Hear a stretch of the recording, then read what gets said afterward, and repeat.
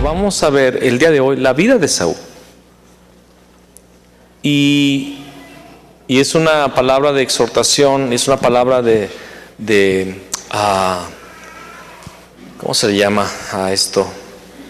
Es un aviso, es una palabra, una alerta, es una alerta del Señor a nuestras vidas, porque el Señor habla en su palabra de tener cuidado de no caer en el mal camino de Esaú. Y quiero que leamos un poco de la historia. Está en Génesis 25, lo tiene ya en su Biblia ahí, versículo 19. Dice la palabra: estos son los descendientes de Isaac, hijo de Abraham. Abraham engendró a Isaac, y era Isaac de 40 años cuando tomó por mujer a Rebeca, hija de Betuel, arameo de Padaram, hermana de Labán, arameo. Y oró Isaac a Jehová por su mujer, que era estéril, y lo aceptó Jehová, y concibió Rebeca su mujer. Y fíjese lo precioso de no tener hijos, ahora de repente le salen gemelos, ¿verdad? Dijo, la que no tenía ahora está de a dos, ¿verdad? Pero hubo un problema, dice, y los hijos luchaban dentro de ella, y dijo, si es así, ¿para qué iba yo? Y fue a consultar a Jehová. ¿Cuántos han visto a los hermanos pelearse? En mi casa es todos los días. Mis hijos pelean todos los días. Se aman mucho, pero se agarran del chongo. Pero al rato están ahí, no pueden vivir el uno sin el otro, y tampoco pueden vivir juntos. Eso es algo raro. Es una paradoja, ¿verdad? Pero yo no he escuchado de casos donde en el vientre los mellizos, porque en realidad no eran gemelos, eran cuates, ¿verdad? Como le decimos aquí en México. Eran varones, pero eran diferentes, no eran gemelos. Se estaban peleando ya desde adentro. ¿Quién sabe cuál fue el primero a ser concebido, verdad? Pero la verdad es que aquel óvulo se dividió en dos embriones. Y cuando ya apenas le salieron manitas, ya se estaban agarrando los bebés y se peleaban. Y Rebeca se empezó a asustar. Claro que sí, recuerdo que mi hija nació, y por ser cesárea no sabíamos que mi esposa se había embarazado rápidamente, y no nos dimos cuenta, solo hasta que mi esposa cargó a Fabiola y la puso sobre la barriga, y Fabián sintió a Fabiola, ahí soltó la patada. Eran 4 meses, Fabián no había hecho ningún movimiento en 4 meses, hasta que sintió que su hermana se le encimaba. Ahí soltó la patada, y Tere dijo, estoy embarazada, Fabián, vamos al doctor. No nos imaginábamos, tenía 4 meses de embarazo. Bueno, en el caso de Jacob y en el caso de Esaú, se peleaban dentro del vientre, y su mamá empezó a orar, y dice, y fue a consultar a Jehová, y le respondió Jehová, 2 naciones hay en tu seno. Fíjense el destino profético. Dios ya estaba hablando que no eran nada más 2 niños, eran 2 naciones. 2 naciones hay en tu seno, y 2 pueblos serán divididos desde tus entrañas. Un pueblo será más fuerte que el otro pueblo. ¿De quién está hablando? ¿Cuál iba a ser el pueblo más fuerte? Ya se conocen la historia muchos. No, Edom. El pueblo más fuerte que el otro iba a ser Edom. Pero la bendición es esta: y el mayor servirá al menor. No importa lo fuerte que fuera, el mayor iba a servir al menor. Cuando se cumplieron sus días para dar a luz, he aquí había gemelos en su vientre, y salió el primero rubio. Rubio en realidad en la palabra no es güero como nosotros los mexicanos entendemos, era rojizo, ¿ok? Pelirrojo, eso es rubio en el Antiguo Testamento. Y era rubio, ¿verdad? Para que se lo imagine, y era todo velludo como una pelliza, y llamaron su nombre Esaú. Después salió su hermano, trabada su mano al calcañar de Esaú, y fue llamado su nombre Jacob, que significa el que agarra del calcañar o el que suplanta. Y era Isaac de edad de 60 años cuando ella lo dio a luz. Entonces nace el primero en salir, que acuérdense que el primero a salir de la madre era el primogénito, ¿verdad? No importara que los dos fueran gemelos. Sale Esaú bien contento, ya gané, salí primero, pero cuando lo quieren sacar, se mete de nuevo. Y lo vuelven a querer sacar y el niño se mete de nuevo, y cuando hace más fuerza la partera, hay una manita que no lo quiere dejar salir.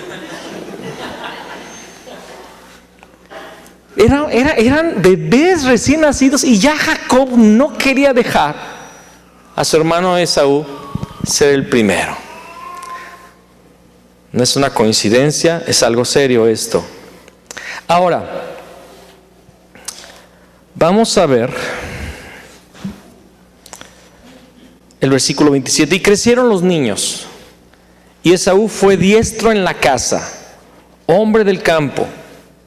Váyaselo imaginando. Pero Jacob era varón quieto, que habitaba en tiendas. Entonces, Esaú era un hombre que siempre estaba en el llano, en el monte, con su, tal vez su arco, sus flechas, o su lanza, o algo, los instrumentos que usara para cazar, con sus trampas, haciendo trampas para cazar animalitos, no sé. Y siempre andaba oliendo a campo. Llegaba todo sudado, todo despeinado, ¿verdad? Era así, un hombre medio rudón. ¿Y cómo era Jacob? Aquel muchacho bien vestido, de lentes, corbatita, ¿verdad?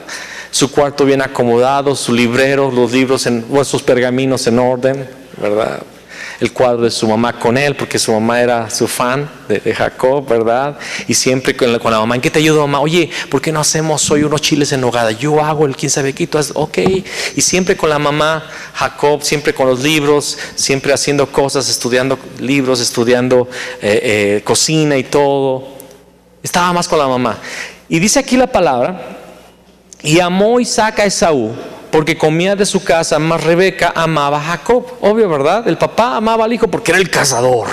Mira nada más, papá, el venado que cacé y unos cuernotes. Lo vamos a poner aquí en la sala, mijo. Lo vamos a disecar y qué rico, vamos a comer aquello que tú cazaste. Pero la mamá amaba a Jacob porque era el barbero, era el que siempre le ayudaba en la cocina, era el que siempre estaba en la casa. Era más quieto, era más escuchador, más atento, escuchador. Y agarraron sus favoritos, ¿verdad? Agarraron sus preferidos. Yo no soy el guapo, pero me aman mis papás. Pero generalmente hay eso en la casa, ¿no? Hay quien es el guapo y hay quien es el inteligente, ¿verdad?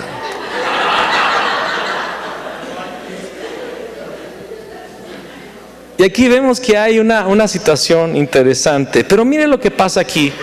Dice en el versículo 29: y quiso Jacob un potaje. Perdón, es que estoy sin lentes y no me los pongo porque estoy muy lejos, ya no se ve. Me pongo muy cerca y me canso de la columna. Dice: y guisó Jacob un potaje. Y ya sabemos que Jacob era un buen cocinero, ¿verdad? Se la pasaba en la casa. Y guisó Jacob un potaje. Y volviendo Esaú del campo cansado, dijo a Jacob: te ruego que me des a comer de ese guiso rojo, pues estoy muy cansado. Por tanto fue llamado su nombre Edom. Y Jacob respondió: véndeme en este día tu primogenitura. Entonces dijo Esaú: he aquí, yo me voy a morir, ¿para qué pues me servirá la primogenitura? Y dijo Jacob: júramelo en este día. Y él le juró, y vendió a Jacob su primogenitura. Entonces Jacob dio a Esaú pan y del guisado de las lentejas, y él comió y bebió y se levantó y se fue. Lea conmigo los últimos versículos, la última frase: así menospreció Esaú la primogenitura. Amén. Ok, entonces Esaú es el primogénito de Isaac porque salió primero. Tenía un derecho que solamente los primeros hijos tenían en el Antiguo Testamento, y era el derecho a la primogenitura. El día de hoy no debemos de hacer tanto énfasis si alguien es primogénito o no, porque todos tenemos la bendición del primogénito, que es Cristo Jesús, y todos somos bendecidos en Jesús con esa primogenitura. Amén. Él es el primogénito entre muchos hermanos. Entonces ya no hay los primogénitos como en el Antiguo Testamento, porque lo del primogénito hablaba de Jesús, profetizaba de Jesús también. ¿Me explico? Cuando Jesús cumplió todo esto, cuando Jesús, el Cristo, cumplió con la primogenitura, todos somos bendecidos en el primogénito. Amén. Pero en aquella época el primogénito tenía el derecho de la primogenitura. ¿Qué es la primogenitura? Era el derecho a la doble porción de la herencia. Todos los hijos tenían una porción de herencia, pero el primogénito recibía el doble de la porción. También tenía el derecho a ser el siguiente líder de la tribu, porque las familias se manejaban por castas, por tribus, ¿verdad? Y la tribu que se estaba levantando era una nación en realidad. Isaac tenía la bendición de Abraham, y Dios había mandado a Abraham, había dicho a Abraham que sería una nación, ¿verdad? Ustedes conocen la historia. Entonces Esaú tenía derecho a ser el siguiente líder. Se nombraría Abraham, Isaac y Esaú en este libro divino. Tenía derecho a esto, y también tenía derecho a la primera y mejor de las bendiciones, porque más que una doble porción de herencia física, más que ganado y objetos y monedas de oro, de plata, alhajas, tesoros, más que eso, la más grande bendición era que el Padre le daría la bendición de Dios que él venía cargando generacionalmente. Recuerden que Abraham recibió una bendición de Dios que pasó a Isaac. E Isaac pasaría esa bendición a Esaú. Eso era la primogenitura. Amén. Entonces, llega un momento, crecen los dos, ya vimos cómo son cada uno de ellos. Un día va a cazar, regresa sin nada, regresa cansado y con mucha hambre. Ahora, ¿cuántos han tenido hambre que de veras duele, que mata? Que ya no aguantas, que no ves la hora de llegar a comer.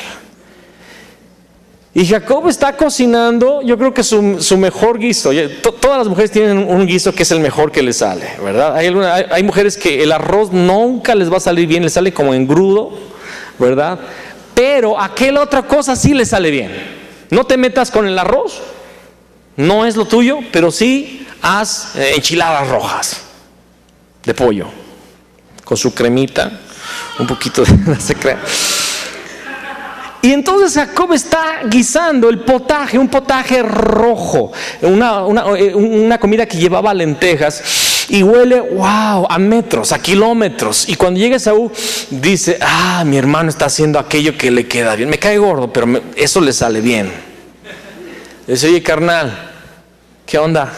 No casé nada, y ni cociné, no casé nada, tengo mucha hambre, dame de tu primogenitura. Y Jacob, que era muy inteligente, meditaba las cosas, pensaba, planeaba, le dice, te lo doy a cambio de tu primogenitura.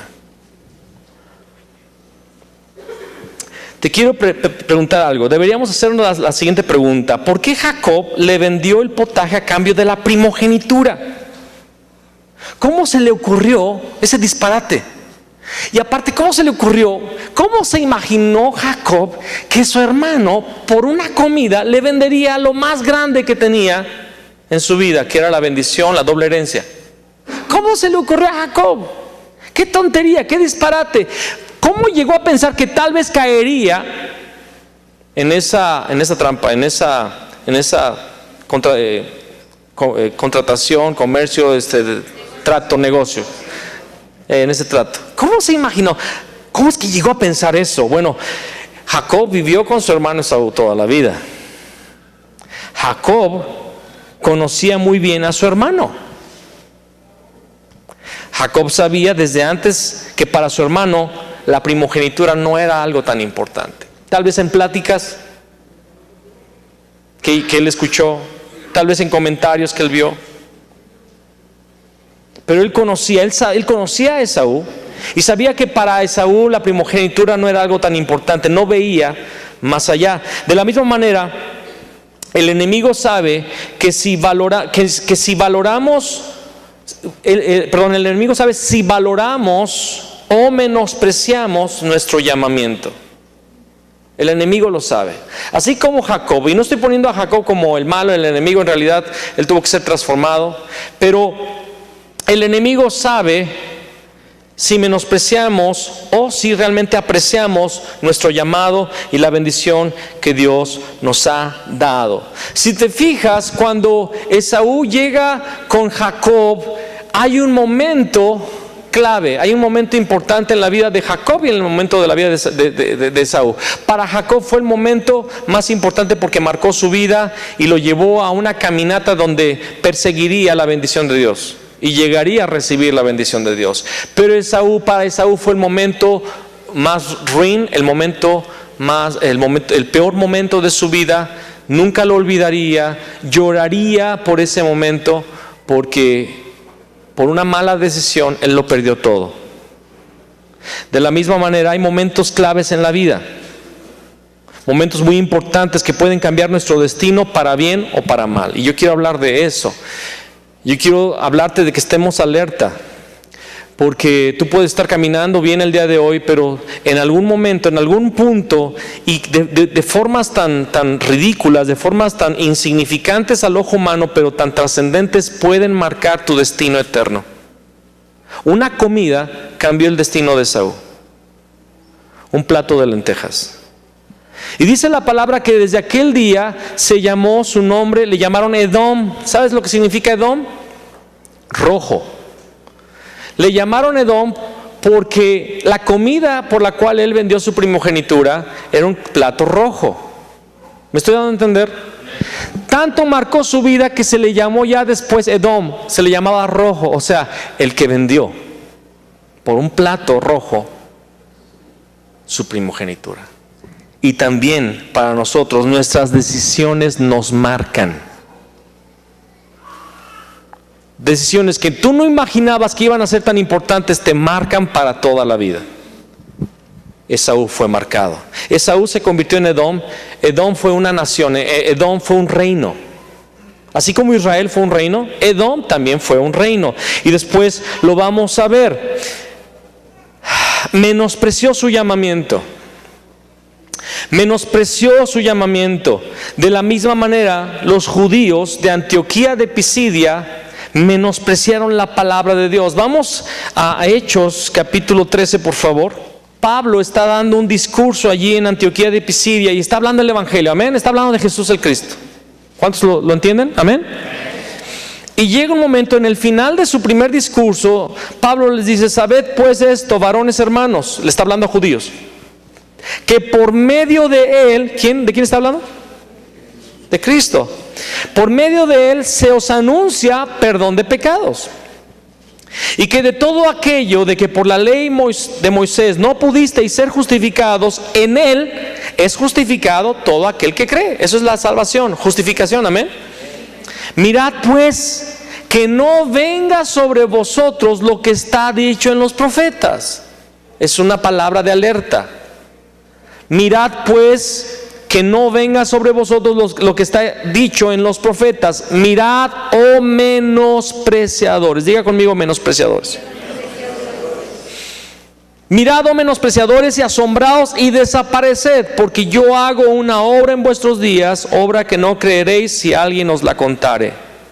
Cuando salieron ellos de la sinagoga de los judíos, los gentiles les rogaron que el siguiente día de reposo les hablasen de estas cosas. Entonces está aquí Pablo hablando a los judíos de Antioquía de Pisidia, le está hablando de Jesús, les está hablando de la justificación a través de la fe en Jesús. Les está explicando que la ley de Moisés nunca los pudo hacer justos y que ellos necesitaban creer ahora en el Cristo que había profetizado a Moisés. Y les hace una palabra de alerta: les acabamos de hablar del Evangelio, tengan cuidado de no menospreciar este Evangelio. Tengan cuidado de no menospreciar esta bendición. ¿Cuál es la bendición? La salvación en Cristo.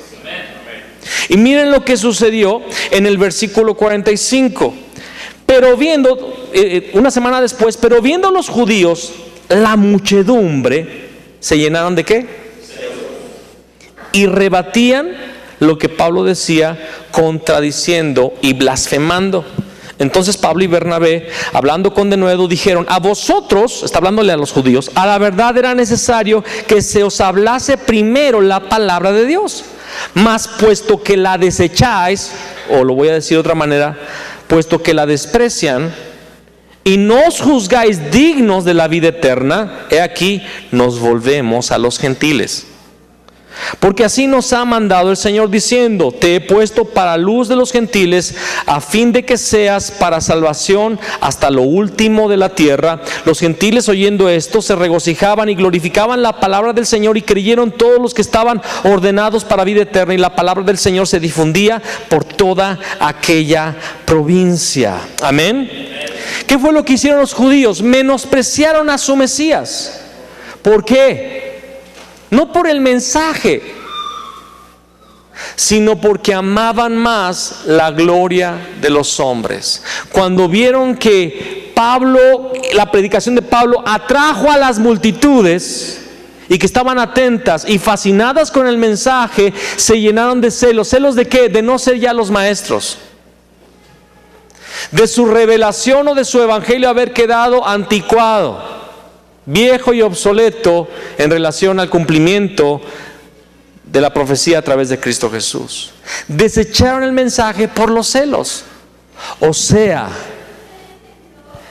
que las motivaciones que hay dentro de nosotros pueden hacer que perdamos la bendición. Esto sucede porque el corazón de ellos estaba dividido. No amaban al Señor, amaban su posición. Amaban la posición que les había dado el conocimiento de la ley de Moisés, y cuando llegó el cumplimiento no recibieron el cumplimiento, la revelación de Cristo, porque perdieron su posición. Y es triste porque en realidad Dios los quería elevar de posición. Hubieran transicionado a una nueva posición a través de la fe en Cristo Jesús, y no delante de los hombres, sino delante de Dios. ¿Está entendiéndome usted? ¿Cómo aquí los judíos perdieron la bendición? Porque Pablo dice, era necesario que primero a los judíos se les predicara la palabra, pero como la desechan, ahora esa bendición que era para ustedes pasa a los gentiles. ¿Y qué pasó con los gentiles? Se pusieron bien contentos. Y yo lo agarro. Y Dios trae bendición a los gentiles. Vamos a Mateo 6. Primero vamos a leer el 24 y después vamos a regresar al 19. Dice: ninguno puede servir a dos señores, porque o aborrecerá al uno y amará al otro, o estimará al uno y menospreciará al otro. ¿No podéis servir a Dios? ¿Y a quién más? A las riquezas. Esto lo dice. Nadie puede servir a dos señores en el contexto de un corazón dividido. Y la palabra de alerta en este día es a no tener un corazón dividido, a decidirnos por un Señor, porque no se puede servir a dos señores. ¿Me está escuchando? Y el tema no es acerca de las riquezas, aunque es un tema subsecuente. No te puedes desviar por el dinero. Si el dinero es lo más importante en tu vida, vas a menospreciar a Dios. Y eso es algo que quedó claro en este momento, y no lo voy a ahondar porque yo quiero ir más profundo. No se trata nada más del dinero. No queremos estigmatizar a las personas que pueden tener dinero. El asunto es el señorío. El asunto es que sirvamos a un Señor. Y si tú estás sirviendo a las riquezas, cuidado. Pero aquí habla de un corazón dividido. Ahora vamos a regresar un poco atrás para ver el contexto. No os hagáis, versículo 19, tesoros en la tierra, donde la polilla y el orín corrompen, y donde ladrones minan y hurtan, sino haceos tesoros, ¿dónde? En el cielo, donde ni la polilla ni el orín corrompen, y donde ladrones no minan ni hurtan, porque donde esté vuestro tesoro, allí estará también vuestro corazón. Donde están tus ojos, lo que tú quieres obtener, lo que tú deseas tener, por lo que trabajas, por lo que sueñas, por lo que suspiras, ahí está tu corazón. Ahí está tu corazón. El corazón de Esaú, ¿en qué estaba?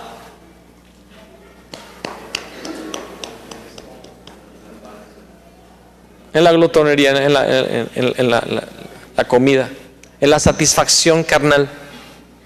Y de hecho la glotonería puede llegar a ser un pecado cuando tú lo único que deseas es comer. Debemos comer y debemos disfrutarlo, y es bien rico comer, pero cuando solamente piensas en comer, ya es pecado. La lámpara del cuerpo es el ojo. Así que si tu ojo es bueno, todo tu cuerpo está lleno de luz. Pero si tu ojo es maligno, todo tu cuerpo estará en tinieblas. Así que si la luz que en ti hay es tinieblas, ¿cuánto no serán las mismas tinieblas? ¿Está hablando de qué? de lo que vemos. La lámpara del cuerpo es el ojo. O sea, lo que ilumina nuestro ser interior es en lo que ponemos nuestros ojos.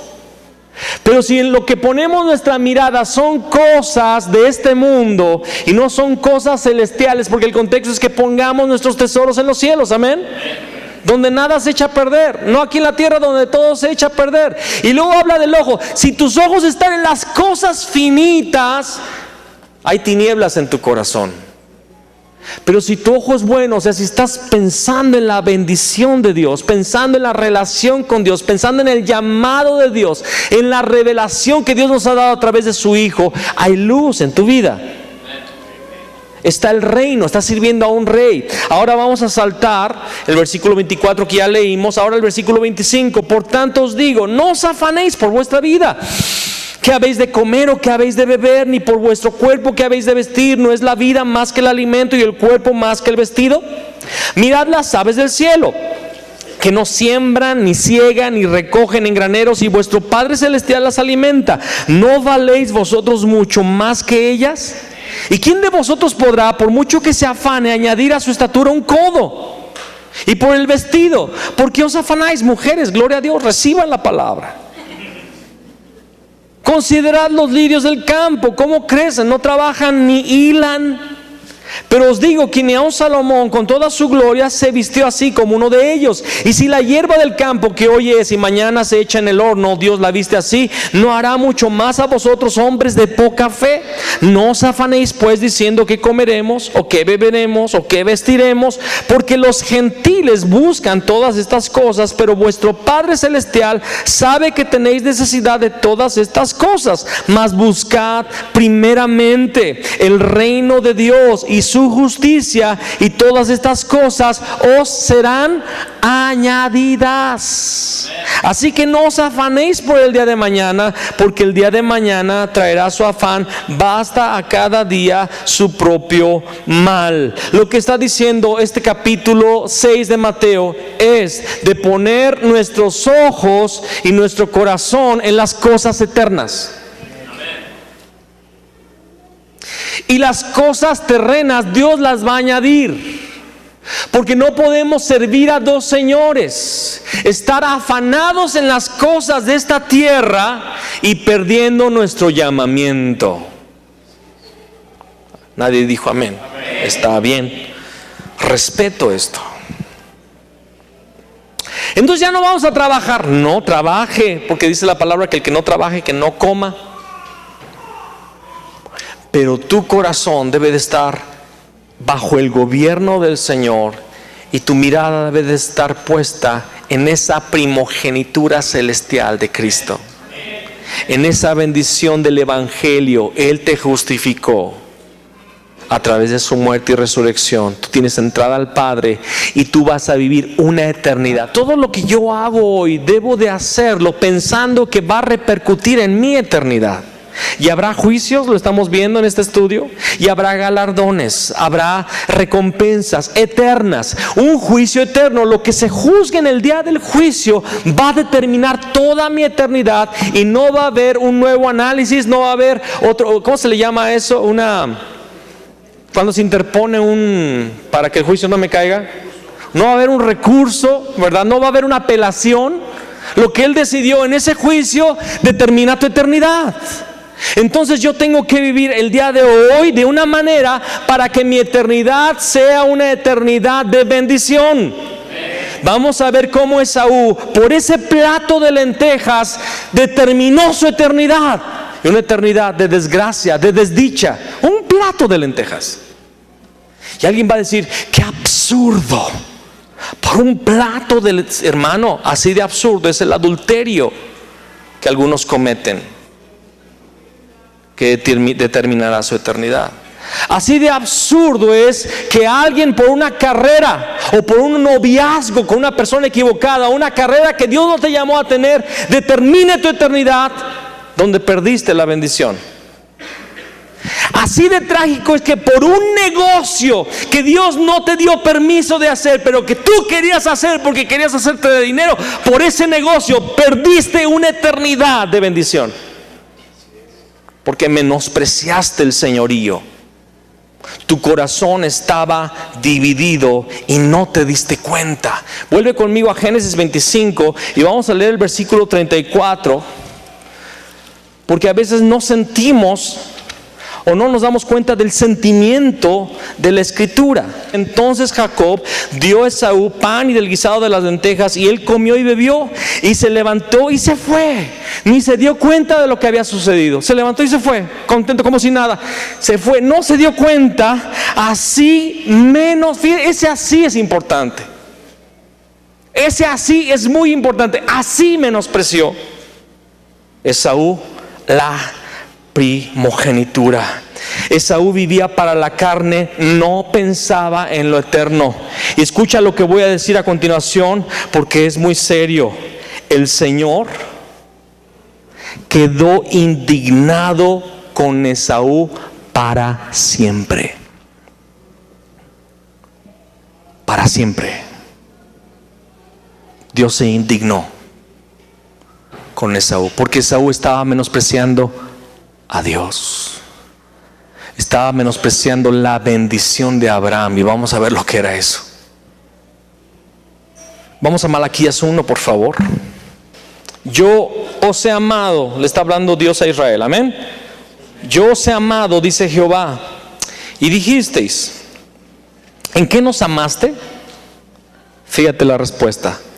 ¿No era Esaú hermano de Jacob? Dice Jehová, y amé a Jacob, y a Esaú aborrecí, y convertí sus montes en desolación, y abandoné su heredad para los chacales del desierto. Cuando Edom dijere, fíjate, ¿quién es Edom? Ya está hablando de un reino, ¿ok? Cuando Edom dijere, nos hemos empobrecido, pero volveremos a edificar lo arruinado, así ha dicho Jehová de los ejércitos, ellos edificarán y yo destruiré.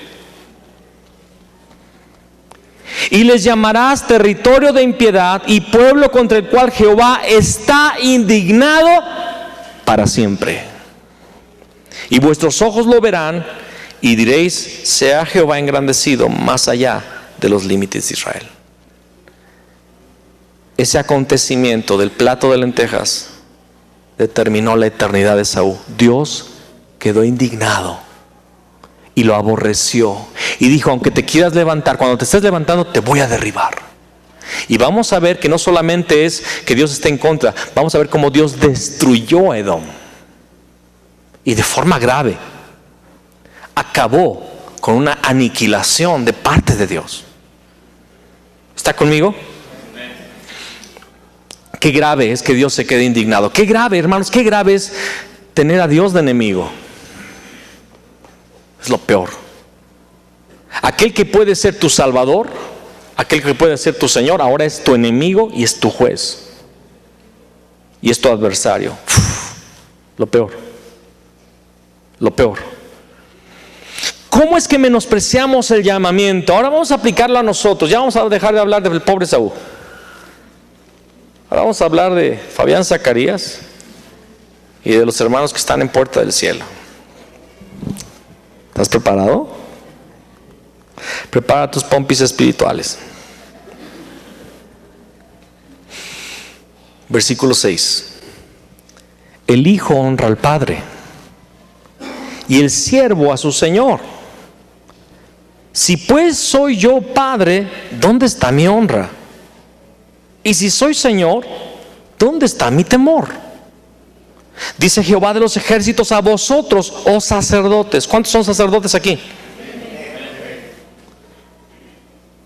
Que menospreciáis mi nombre. Y decís, ¿en qué hemos menospreciado tu nombre? En que ofrecéis sobre mi altar pan inmundo. Y dijisteis, ¿en qué te hemos deshonrado? En que pensáis que la mesa de Jehová es despreciable. Y cuando ofrecéis el animal ciego para el sacrificio, ¿no es malo? Asimismo, cuando ofrecéis el cojo o el enfermo, ¿no es malo?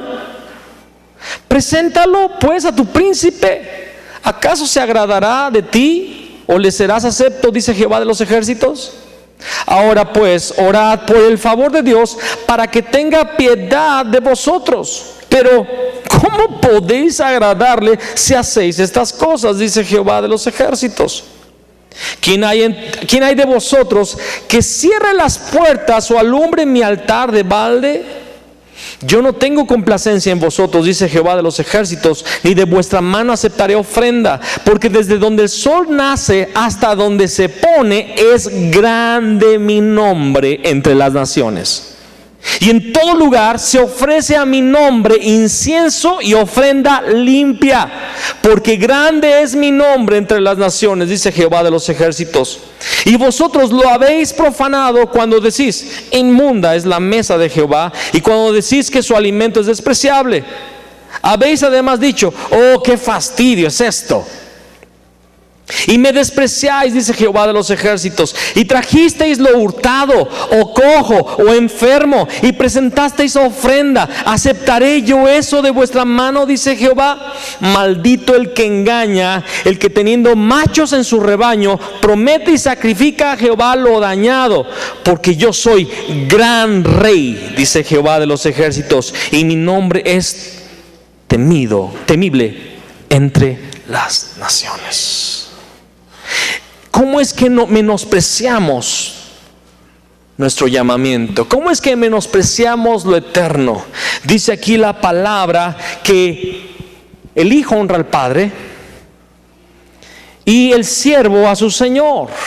Y Dios dice, soy su padre y no me honran, soy su señor y no me temen. Señor, ¿cómo es que lo hemos hecho? Es que ustedes dicen que la mesa del Señor es inmunda. ¿Cómo que hacemos la mesa inmunda? Porque en aquel tiempo se llevaban corderos, se llevaban cabras, se llevaban sacrificios y tenían que ser sin defecto, ¿se acuerdan? Sin defecto.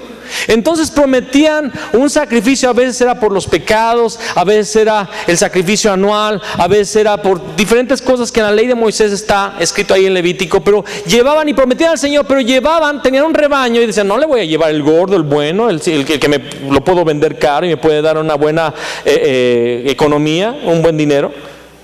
Voy a llevar, lo van a matar, apenas va a llegar y lo van a matar. Voy a llevar el que está enfermito, el flaco, el que tiene una pierna chueca, el que está ciego, el que está enfermo, el que tiene una llaga, que al cabo es para el Señor. Bueno, Dios lo acepta, es simbólico. Y llevaban cosas, decimos en Brasil, podres, no sé cómo les llamamos aquí, chafas, vergonzosas, y menospreciaban a Dios.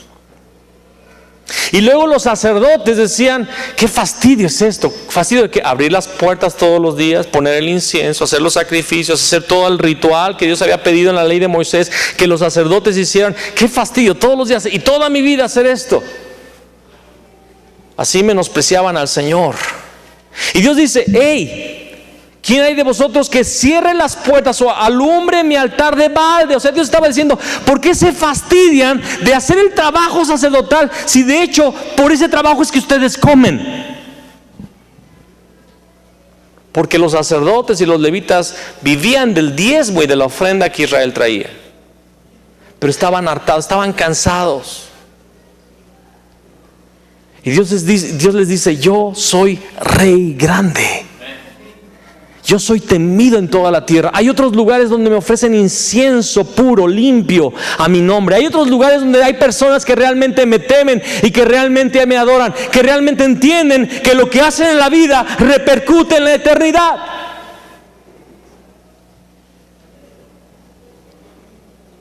¿Cómo menospreciamos el llamamiento con sacrificios defectuosos? Adoración defectuosa. Falta de entendimiento de su grandeza. Yo voy a decir algo aquí muy serio, porque dice la palabra, indefectiblemente diezmarás, y la palabra del Señor dice que diezmamos para que su temor esté en nosotros.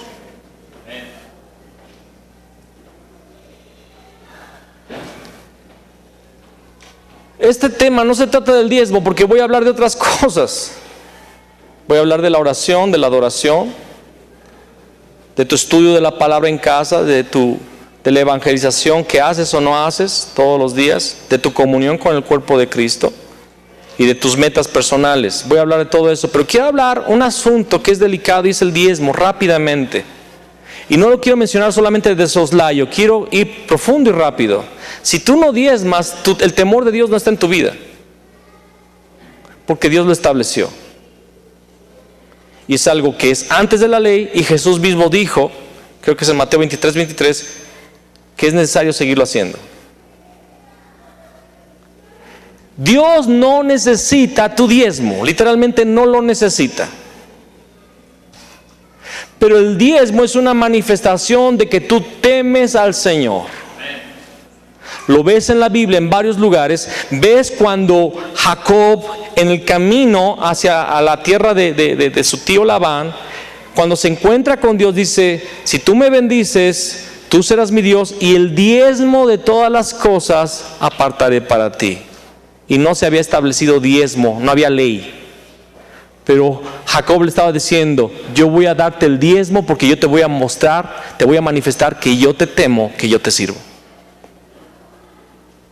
El diezmo Dios no nos lo pide porque Él tenga necesidad. El diezmo Dios nos lo pide porque nosotros tenemos necesidad de mostrarle a Dios que le tememos. Porque alguien va a pensar: no, el diezmo es por causa de la iglesia. El diezmo es para la iglesia, el diezmo es para el avance del reino, para la manutención de los ministros, y etcétera y tal. Pero el diezmo, en relación a ti, tu relación con Dios, Dios te da el diezmo para que tú seas bendecido con el temor de Dios.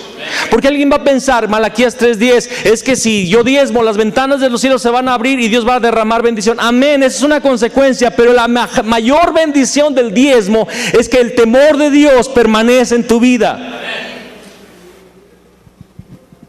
Cuando no diezmamos, no tememos al Señor. Y cuando damos algo que parece diezmo, porque aquí no estamos ni checando ni vigilando quién diezma y ni cuánto diezma. Yo no lo sé. Yo no sé quién diezma y quién no diezma. Yo no sé cuánto dan. Y yo no sé si es o no el diezmo. No sé si ofrendan. Yo no lo sé. Y de hecho no lo voy a saber. De los únicos que puedo investigar es de los líderes que ministran aquí. Yo tengo que saber si mis líderes son fieles, porque de ahí sí los tengo que traer en cortito. Pero hay alguien que sí sabe si tú estás dando lo cojo, lo enfermo, lo ciego. Y Dios se puede indignar. ¿Cómo menospreciamos al Señor? Ya dije diezmo. Pero tu vida, ¿cuáles son las metas de tu vida? El día de hoy platicaba con un joven recientemente y me decía: pastor, necesito un consejo. Y curiosamente, eso era un consejo en cuanto a un negocio, pero él me decía: yo ya tengo un trabajo que me absorbe, y si inicio ese otro negocio, no voy a tener tiempo completamente para nada más que para el trabajo y este negocio que podría iniciar. Y aconséjeme, ¿qué es lo que usted piensa? Le dije: mira, si un negocio Dios te llama a abrirlo, a hacerlo, gloria a Dios, es de Dios. Pero una pregunta: si realmente, ¿para qué quieres el negocio? Porque en realidad hoy como cristianos los recursos son para el reino. No hay otra razón. Y si hay otra razón, cuidado. Y si ese recurso extra de ese negocio es para el reino, pero tú no puedes estar allí para el reino, no lo entiendo. Preferible que andes cortito de dinero sirviendo al Señor, que en abundancia habiendo menospreciado tu llamamiento, porque va a repercutir en la eternidad. Va a repercutir en la eternidad. ¿Cómo está tu adoración diaria? ¿Adoras al Señor personalmente, diariamente? ¿Oras? ¿Le buscas? ¿O para ti es el Dios de los domingos? Eres un católico cristiano protestante. Porque hay cristianos medio católicos, porque son universales, o sea, hay por todos lados de esos, que para ellos buscar a Dios es los domingos, pero durante la semana no le buscan. Dios es el gran rey. Es el gran rey. Yo veo cómo la iglesia ofrece lo cojo, lo ciego, lo enfermo cuando llega una hora después de que inició el culto. Hay quienes llegan 1 hora y media después. Hay otros que ni llegan porque se quedan en el menudo, se quedan en las quesadillas, se levantan tarde. Mujeres que no pueden arreglarse rápido para la iglesia, tienen que tardar 1 hora para arreglarse y quedas igual.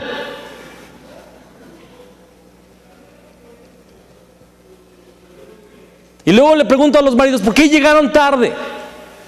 Y el marido, bien hombre, bien varonil, por su culpa.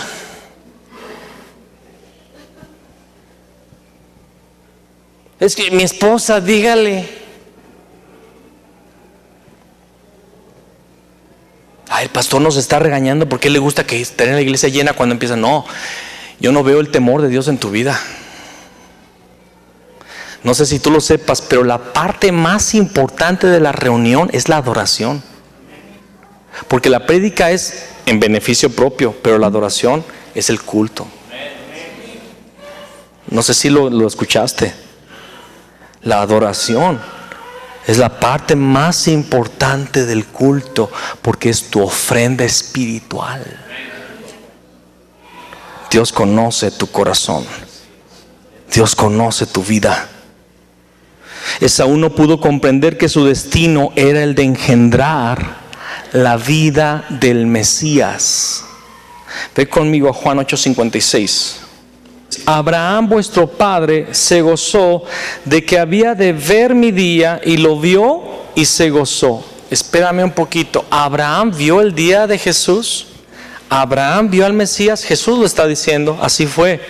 Abraham entendió que la bendición que Dios le había dado: te bendeciré y te multiplicaré, en ti serán benditas todas las naciones de la tierra, le dijo, amén.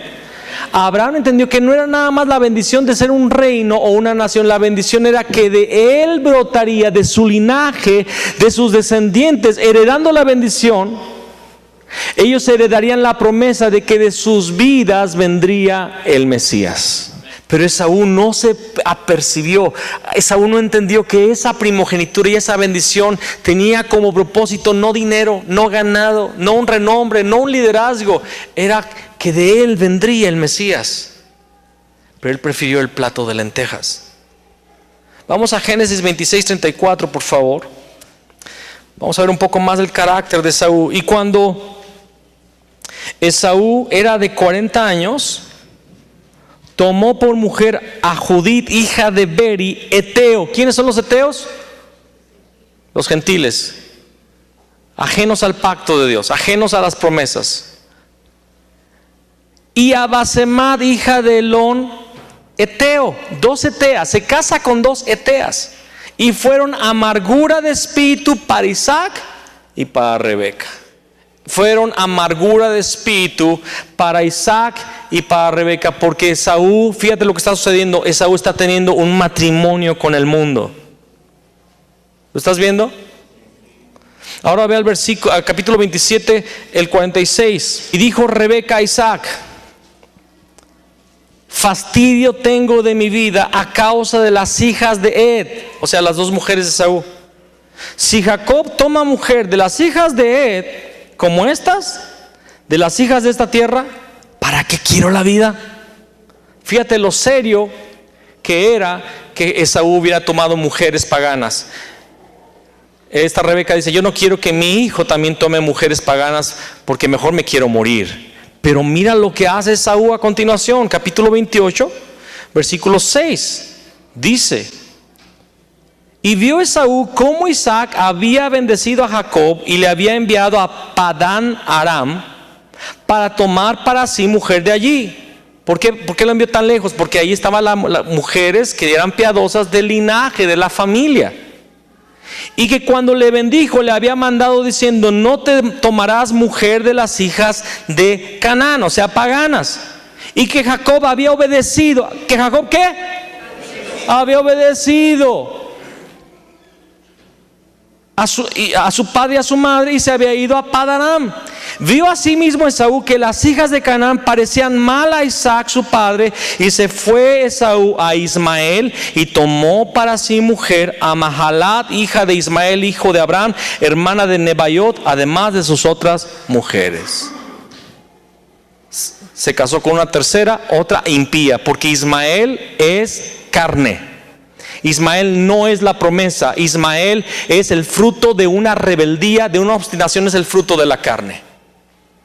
El carácter de Esaú se convierte en un carácter carnal que ahora se casa con el mundo y es contrario a Dios. Después puedes leer el capítulo 36 de Génesis. Ahorita no lo vamos a leer porque habla de los descendientes de Esaú, y te vas a dar cuenta que Esaú con esas tres mujeres empieza a tener hijos, y esos hijos empiezan a tener más hijos y empiezan a levantarse rápidamente. Se levanta una nación, brota rápidamente una nación. Se genera el reino de Edom. Esaú se va hacia una montaña que se le llama la montaña de Edom. Se hace un reino. Inmediatamente tienen reyes. Jacob no. Jacob pasan 14 años para tener a su familia y todavía no se levanta un reino. Tienen que pasar 400 años en Egipto siendo esclavos, siendo tratados por Dios, para que después de 400 y poco años empiece a levantarse la nación de Israel, que son gobernados primero por jueces por 400 años, 300 y cacho de años, y hasta mucho después el primer rey. ¿Por qué quiero que leas después Génesis 36? Quiero que explicarte algo. Para los que tenemos el temor del Señor, para los que queremos vivir en obediencia a Dios, para los que hemos decidido abstenernos de los platillos que nos da el mundo y la carne, para aquellos que estamos pensando en la eternidad y que lo que hacemos ahora tiene consecuencias eternas, quiero decirte algo: la carne tiene éxito rápidamente. Asaf en el Salmo 71, creo que es, dice: tuve envidia de los arrogantes porque prosperaban rápidamente. Yo que buscaba al Señor, yo que me abstenía del pecado, yo que me mantenía en justicia, me va mal. Y los perversos, los orgullosos, los mentirosos, los arrogantes, los ladrones, todo les va bien. Dice que les saltan los ojos de gordura. A cada rato estrenan carro. Cada día tienen una casa más grande. Se visten de lo mejor. Roban y hasta les aplauden. Se jactan de lo que hacen mal, que les va bien. Y a mí, que busco al Señor, que oro todos los días, hasta la luz me cortaron.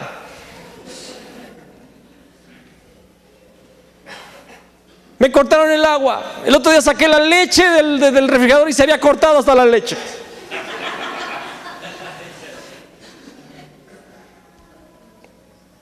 La carne tiene éxito rápidamente.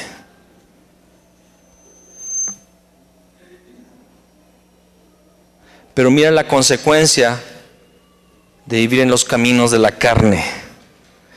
Esaú siempre se opuso a Israel. Edom se opuso a Israel. Esto habla de los falsos cristianos que siempre se opondrán a los verdaderos cristianos que viven bajo el Espíritu Santo. Va a haber gente que te va a decir: no, es que no es necesario orar tanto, no es necesario adorar tanto. Oye, eso de ir a los turnos durante la semana es exageración del pastor, nada más nos quiere tener allí. Es exageración, ni tanto que queme al santo, ni tanto que no lo alumbre, como dice la palabra de Dios. Ahí en algún lugar dice eso, yo lo he escuchado, está en la palabra. Y ayúdate que yo te ayudaré, también es otra que está por ahí, ¿verdad? Siempre persiguen a los que viven bajo el Espíritu Santo, bajo la dirección del Espíritu Santo. Acompáñame a Números 20. Números 20. Dice: envió Moisés embajadores al rey de Edom. ¿Quién es Edom? Ok. Envió Moisés embajadores al rey de Edom desde Cades, diciendo: así dice Israel tu hermano. Ya no vive Jacob, ya no vive Esaú. Son los descendientes, son las dos naciones que ya están aquí. Pero quiero decirte algo: tus caminos los heredas a tus hijos. Esaú heredó su caminar carnal a su reino, y Jacob heredó su piedad a la nación de Israel. Así dice Israel tu hermano: tú has sabido todo el trabajo que nos ha venido, cómo nuestros padres descendieron a Egipto y estuvimos en Egipto largo tiempo, y los egipcios nos maltrataron y a nuestros padres, y clamamos a Jehová, el cual oyó nuestra voz y envió un ángel y nos sacó de Egipto, y he aquí estamos en Cades, ciudad cercana a tus fronteras. Te rogamos que pasemos por tu tierra. No pasaremos por labranza, ni por viña, ni beberemos agua de pozos. Por el camino real iremos, sin apartarnos a diestra ni a siniestra, hasta que hayamos pasado tu territorio. Edom le respondió: no pasarás por mi país. De otra manera saldré contra ti armado. Y los hijos de Israel dijeron: por el camino principal iremos, y si bebiéremos tus aguas, yo y mis ganados daré el precio de ellas. Déjame solamente pasar a pie, nada más. Pero él respondió: no pasarás. Y salió Edom contra él con mucho pueblo y mano fuerte. No quiso pues Edom dejar pasar a Israel por su territorio, y se desvió Israel de él. Esaú, que perdió la bendición, ahora se opone a quien sí tiene la bendición, a quien sí piensa en lo eterno. Edom es destruido e Israel da a luz la vida de Cristo. Vean Números 24:17. Lo veré, mas no ahora. Lo miraré, mas no de cerca. Saldrá estrella de Jacob. ¿De qué está hablando? Del Mesías. Saldrá estrella de Jacob y se levantará cetro de Israel y herirá las sienes de Moab. Moab es el que había rentado a Balaam para maldecir. Y herirá las sienes de Moab y destruirá a todos los hijos de Seth. Será tomada Edom.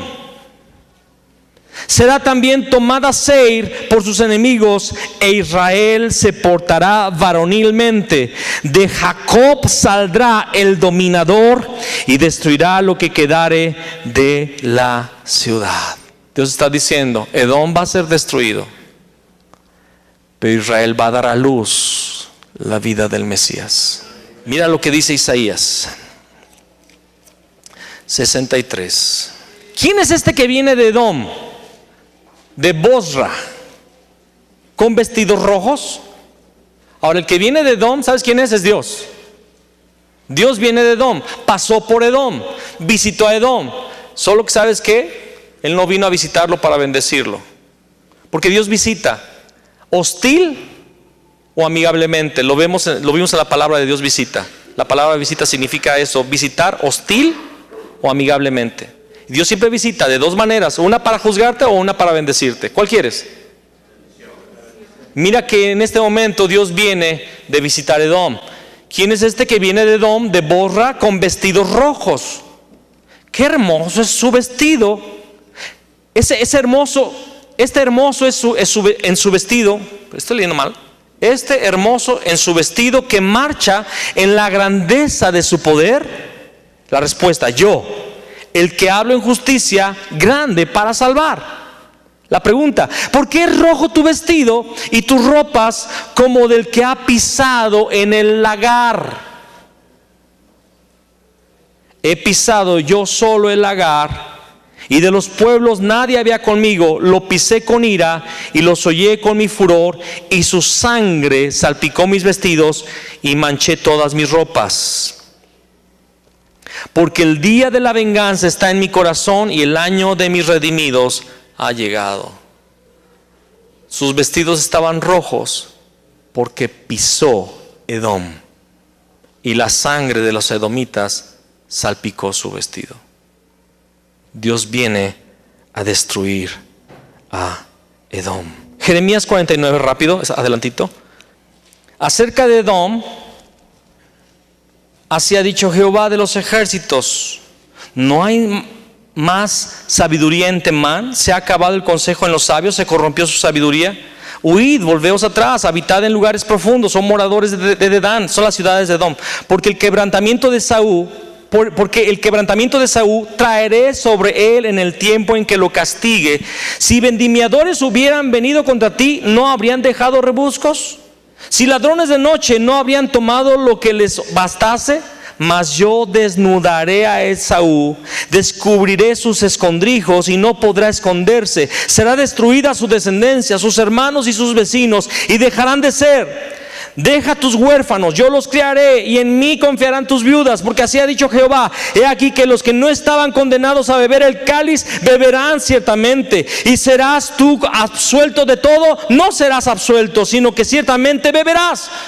Porque por mí he jurado, dice Jehová, que asolamiento, oprobio, soledad y maldición será Bosra, y todas sus ciudades serán desolaciones perpetuas. La noticia oí, que de Jehová había sido enviado mensajero a las naciones, diciendo: juntaos y venid contra ella y subid a la batalla. He aquí que te haré pequeño entre las naciones, menospreciado entre los hombres. Tu arrogancia te engañó, y la soberbia de tu corazón, tú que habitabas en cavernas de peñas, que tienes la altura del monte, aunque alces como águila tu nido, de allí te haré descender, dice Jehová. Y se convertirá Edom en desolación. Todo aquel que pasare por ella se asombrará y se burlará de todas sus calamidades, como sucedió en la destrucción de Sodoma y de Gomorra y de sus ciudades vecinas, dice Jehová. Así no morará allí nadie, ni la habitará hijo de hombre. He aquí que como león subirá de la espesura del Jordán contra la bella y robusta, porque muy pronto le haré huir de ella. Y al que fuere escogido la encargaré, porque ¿quién es semejante a mí? ¿Y quién se me emplazará? ¿Quién será aquel pastor que me podrá resistir? Por tanto, oíd el consejo que Jehová ha acordado sobre Edom, y sus pensamientos que ha resuelto sobre los moradores de Temán. Ciertamente a los más pequeños de su rebaño los arrastrarán y destruirán sus moradas con ellos. Del estruendo de la caída de ellos la tierra temblará, y el grito de su voz se oirá en el mar rojo. He aquí que como águila subirá y volará, y extenderá sus alas contra Bosra, y el corazón de los valientes de Edom será en aquel día como el corazón de mujer en angustias. Wow. Por un plato de lentejas. Todo por una comida. Pequeñas situaciones, pequeñas decisiones son trascendentes y te marcan espiritualmente. Dios vio siempre Edom rojo, el que perdió todo por un plato de lentejas,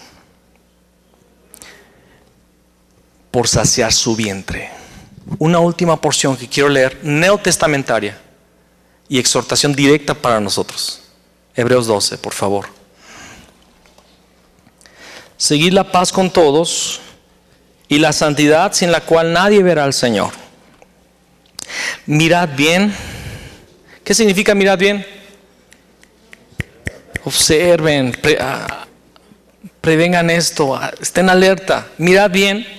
No sea que alguno deje de alcanzar la gracia de Dios, que brotando alguna raíz de amargura os estorbe, y por ella muchos sean contaminados. No sea que haya algún fornicario o profano como Esaú, que por una sola comida vendió su primogenitura. Porque ya sabéis que aún después, deseando heredar la bendición, fue desechado, y no hubo oportunidad para el arrepentimiento, aunque la procuró con lágrimas.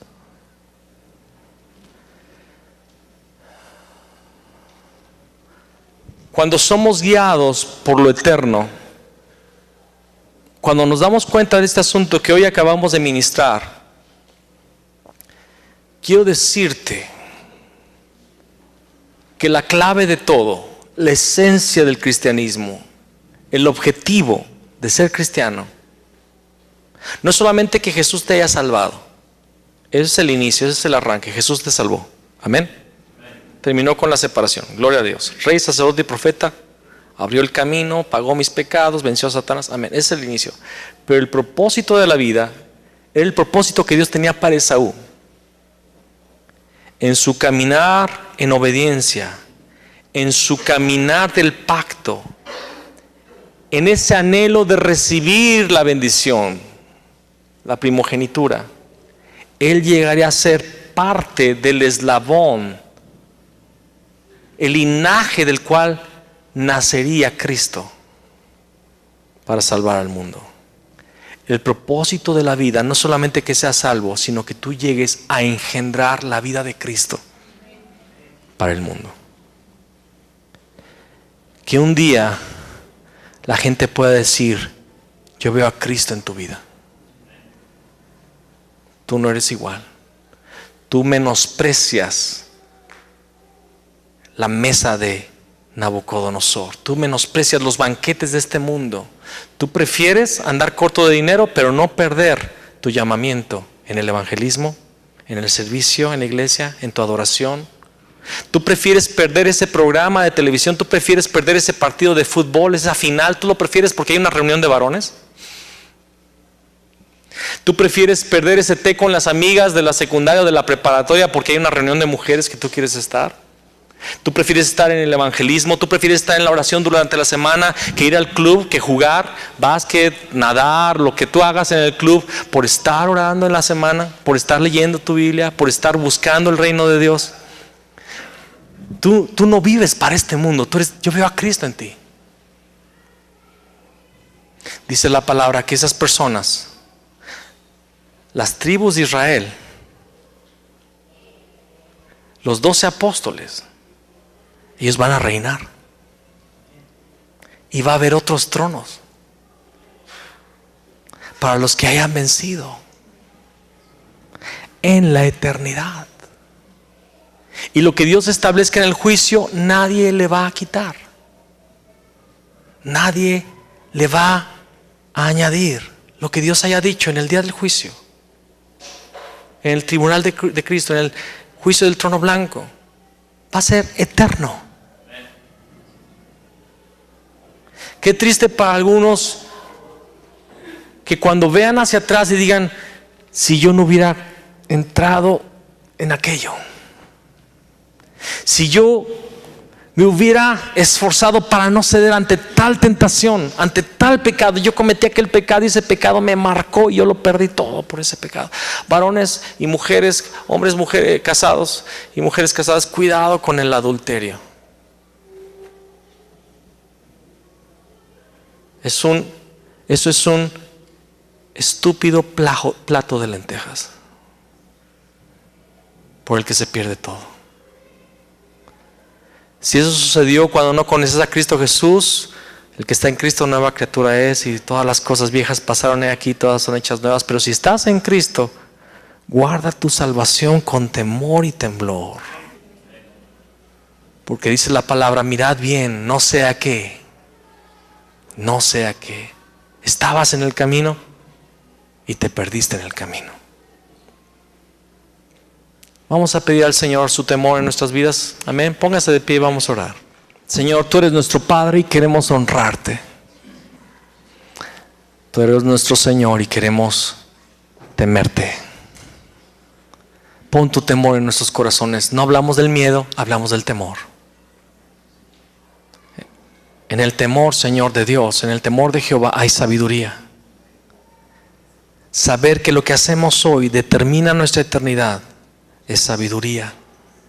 Pon tu temor en nuestros corazones, en todo lo que somos, en todo lo que hacemos. Pon tu temor. Señor, que podamos decirle no a los platos que nos ofrece el mundo, a los deleites que nos ofrece la carne.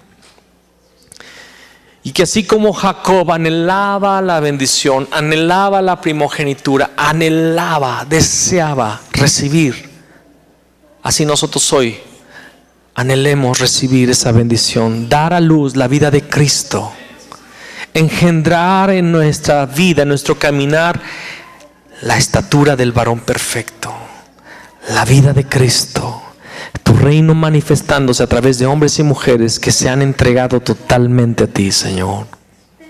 Y no es que no podamos ya trabajar, no es que no podamos hacer un negocio, no es que no podamos tomar ciertas decisiones, que todo lo que hagamos sea debajo de tu señorío. Lo que tú digas sí, lo haremos. Lo que tú digas no, no lo haremos. Porque te tememos. Queremos honrarte, Señor. Queremos temerte. Pon tu temor en nuestros corazones. En el nombre de Cristo Jesús. Amén y amén. Amén. Gloria al Señor. Tú eres el Cristo, tú eres el Cristo.